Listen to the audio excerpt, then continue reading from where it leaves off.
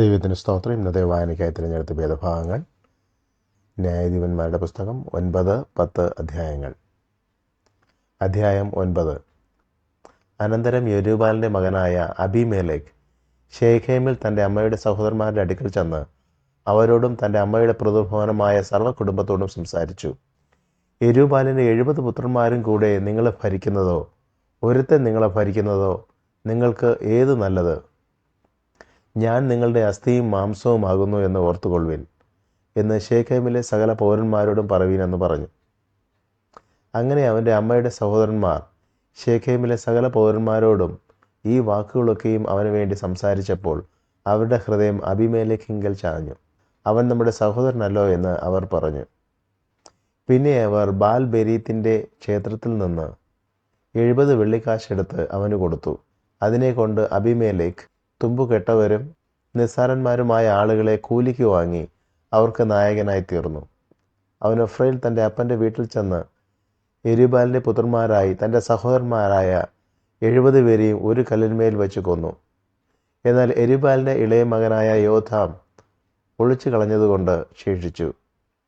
അതിൻ്റെ ശേഷം ശേഖേമിലെ സകല പൗരന്മാരും മില്ലോ ഗൃഹമൊക്കെയും ഒരുമിച്ച് കൂടിച്ചെന്ന് ശേഖേമിലെ ജ്ഞാപക സ്തംഭത്തിനരികെയുള്ള കരുവേലത്തെങ്കൽ വെച്ച് അബീമേലെക്കിനെ രാജാവാക്കി. ഇതിനെക്കുറിച്ച് യോഥാമിന് അറിവ് കിട്ടിയപ്പോൾ അവൻ ഗെരിസീം മലമുകളിൽ ചെന്ന് ഉച്ചത്തിൽ അവരോട് വിളിച്ചു പറഞ്ഞതെന്തെന്നാൽ, ശേഖേം പൗരന്മാരെ, ദൈവം നിങ്ങളുടെ സങ്കടം കേൾക്കേണ്ടതിന് നിങ്ങൾ എൻ്റെ സങ്കടം കേൾപ്പീൻ. പണ്ടൊരിക്കൽ വൃക്ഷങ്ങൾ തങ്ങൾക്ക് ഒരു രാജാവിനെ അഭിഷേകം ചെയ്യുവാൻ പോയി. അവ ഒരു വൃക്ഷത്തോട്, നീ ഞങ്ങൾക്ക് രാജാവായിരിക്കുക എന്ന് പറഞ്ഞു. അതിന് ഒരു വൃക്ഷം, ദൈവവും മനുഷ്യരും എന്നെ പുകഴ്ത്തുവാൻ ഹേതുവായിരിക്കുന്ന എൻ്റെ പുഷ്ടി ഞാൻ ഉപേക്ഷിച്ച് വൃക്ഷങ്ങളുടെ മേൽ ആടുവാൻ പോകുമോ എന്ന് പറഞ്ഞു. പിന്നെ വൃക്ഷങ്ങൾ അത്തിവൃക്ഷത്തോട്, നീ വന്ന് ഞങ്ങൾക്ക് രാജാവായിരിക്കുക എന്ന് പറഞ്ഞു. അതിന് അത്തിവൃക്ഷം, എൻ്റെ മധുരവും വിശേഷപ്പെട്ട പഴവും ഞാൻ ഉപേക്ഷിച്ച് വൃക്ഷങ്ങളുടെ മേൽ ആടുവാൻ പോകുമോ എന്ന് പറഞ്ഞു. പിന്നെ വൃക്ഷങ്ങൾ മുന്തിരിവള്ളിയോട്, നീ വന്ന് ഞങ്ങൾക്ക് രാജാവായിരിക്കുക എന്ന് പറഞ്ഞു. മുന്തിരിവള്ളി അവയോട്, ദൈവത്തെയും മനുഷ്യനെയും ആനന്ദിപ്പിക്കുന്ന എൻ്റെ രസം ഞാൻ ഉപേക്ഷിച്ച് വൃക്ഷങ്ങളുടെ മേൽ ആടുവാൻ പോകുമോ എന്ന് പറഞ്ഞു. പിന്നെ വൃക്ഷങ്ങളെല്ലാം കൂടി മുൾപടർപ്പിനോട്, നീ വന്ന് ഞങ്ങൾക്ക് രാജാവായിരിക്കുക എന്ന് പറഞ്ഞു. മുൾപടർപ്പ് വൃക്ഷങ്ങളോട്, നിങ്ങൾ യഥാർത്ഥമായി എന്നെ നിങ്ങൾക്ക് രാജാവായി അഭിഷേകം ചെയ്യുന്നുവെങ്കിൽ വന്ന് എൻ്റെ നിഴലിൽ ആശ്രയിപ്പിൻ.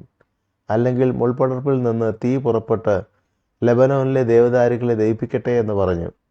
നിങ്ങളിപ്പോൾ അബീമേലെക്കിനെ രാജാവാക്കിയതിൽ വിശ്വസ്തതയും പരമാർത്ഥതയും ആകുന്നുവോ പ്രവർത്തിച്ചത്?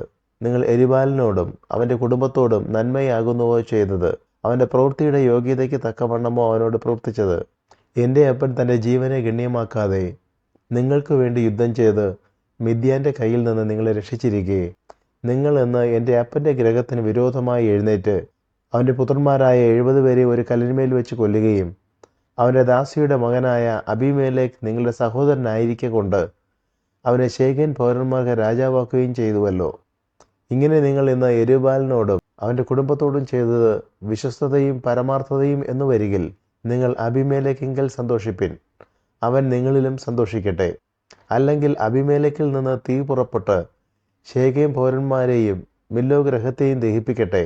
ശേഖേം പൗരന്മാരിൽ നിന്നും മില്ലോ ഗൃഹത്തിൽ നിന്നും തീ പുറപ്പെട്ട് അബീമേലെക്കിനെയും ദഹിപ്പിക്കട്ടെ. ഇങ്ങനെ പറഞ്ഞിട്ട് യോഥാം ഓടിപ്പോയി ബേരിലേക്ക് ചെന്ന് തൻ്റെ സഹോദരനായ അബീമേലെക്കിനെ പേടിച്ച് അവിടെ പാർത്തു. അബീമേലെക്ക് ഇസ്രായേലിനെ 3 സംവത്സരം ഭരിച്ച ശേഷം ദൈവം അബീമേലെക്കിനും ശേഖേം പൗരന്മാർക്കും തമ്മിൽ ഛിദ്രബുദ്ധി വരുത്തി. ശേഖേം പൗരന്മാർ അബീമേലെക്കിനോട് ദ്രോഹം തുടങ്ങി.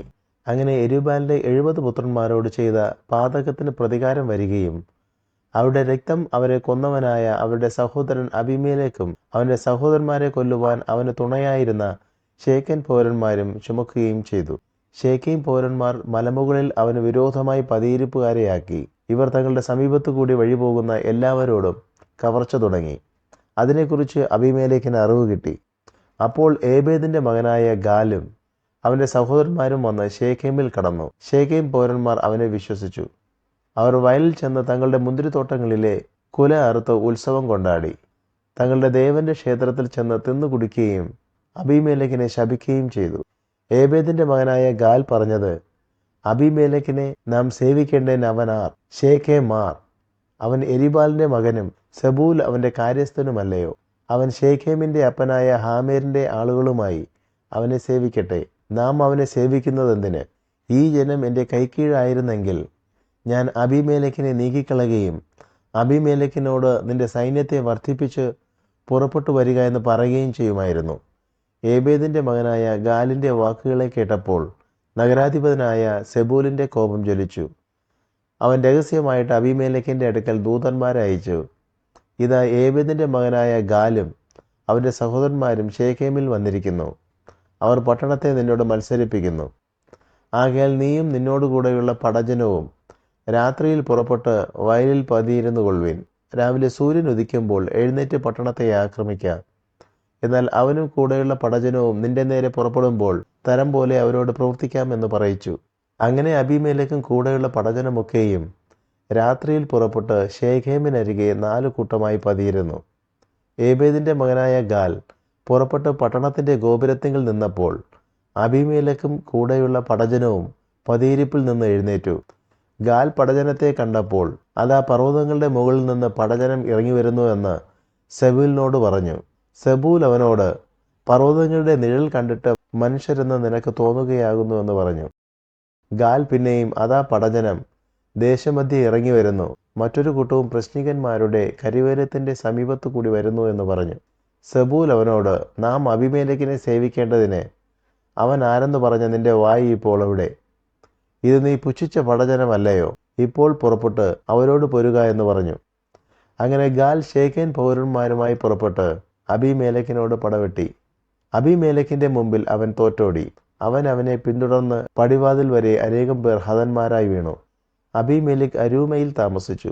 സെബൂൽ ഗാലിനെയും സഹോദരന്മാരെയും ശേഖേമിൽ പാർപ്പാൻ സമ്മതിക്കാതെ അവിടെ നിന്ന് നീക്കിക്കളഞ്ഞു. പിറ്റേന്നാൾ ജനം വയലിലേക്ക് പുറപ്പെട്ടു. അബീമേലെക്കിന് അതിനെക്കുറിച്ച് അറിവ് കിട്ടി.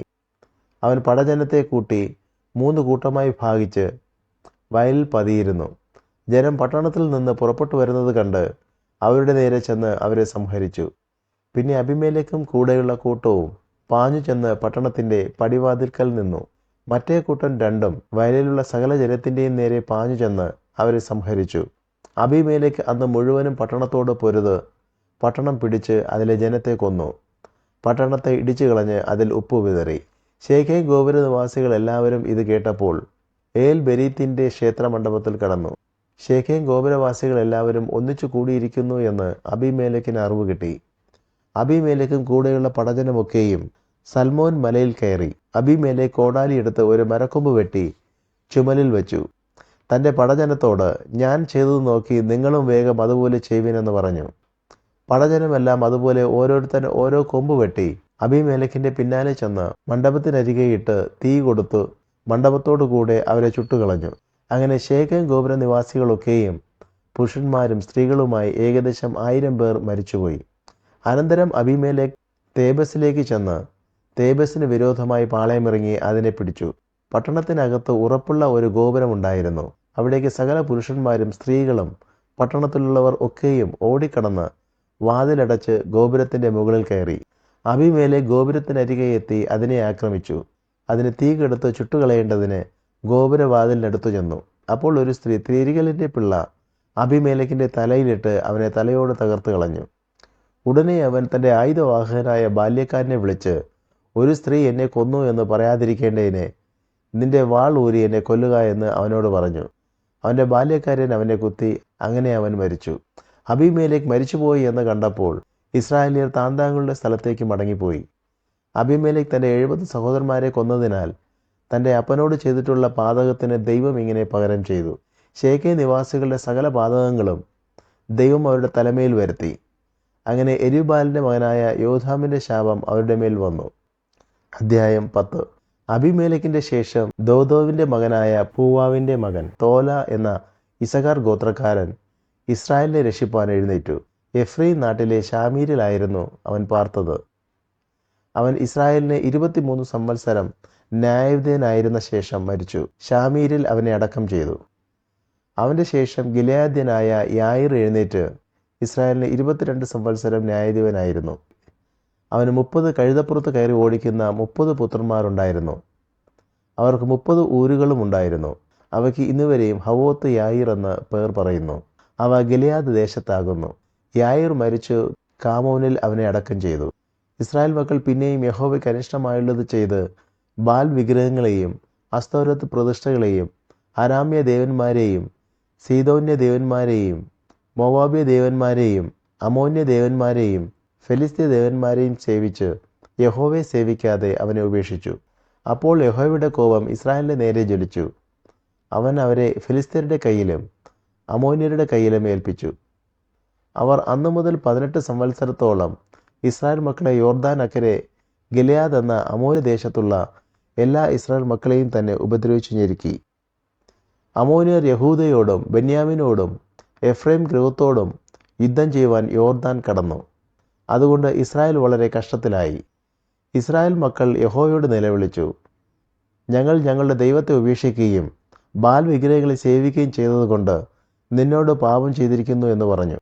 യഹോവ ഇസ്രായേൽ മക്കളോട് അരുളി ചെയ്തത്, മിസ്രൈമ്യർ, അമോര്യർ, അമോന്യർ, ഫെലിസ്ത്യർ എന്നിവരുടെ കയ്യിൽ നിന്ന് ഞാൻ നിങ്ങളെ രക്ഷിച്ചിട്ടില്ലയോ? സീദോന്യരും അമാലേക്യരും മാവോന്യരും നിങ്ങളെ ഞെരുക്കി. നിങ്ങൾ എന്നോട് നിലവിളിച്ചു, ഞാൻ നിങ്ങളെ അവരുടെ കയ്യിൽ നിന്നും രക്ഷിച്ചു.